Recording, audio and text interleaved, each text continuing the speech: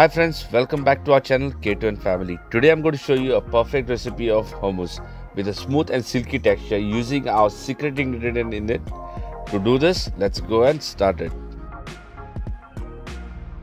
So friends, to prepare the perfect hummus, let's start doing with the tahini sauce first.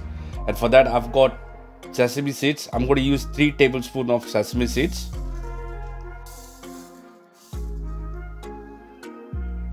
So on a medium flame, we are going to dry roast this. Make it until golden brown. Make sure that you don't overburn them.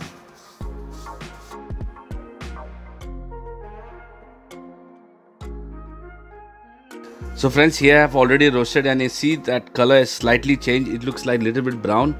We are not overcooking this, so this is perfect for me. So I've transferred the roasted sesame seed into a mixer blender or food processor if you have.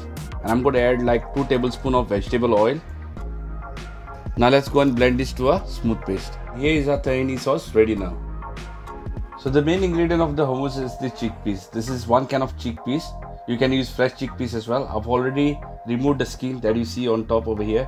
I've already discarded all the skin. Now in a food blender, I'm going to add that whole chickpeas.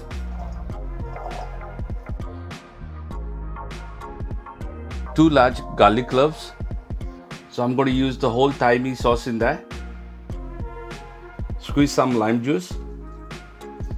Add some salt to taste. And about 3 tablespoons of olive oil. Now this is my secret ingredient. I'm going to use 1 tablespoon of plain yogurt. This will allow to get more smoother.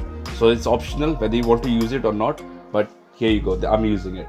What we have to do is just grind this to a smooth paste. So our hummus paste is ready now. I have not added any water in this. It's just the same ingredients that I've shown, and it came to a very perfect smooth paste.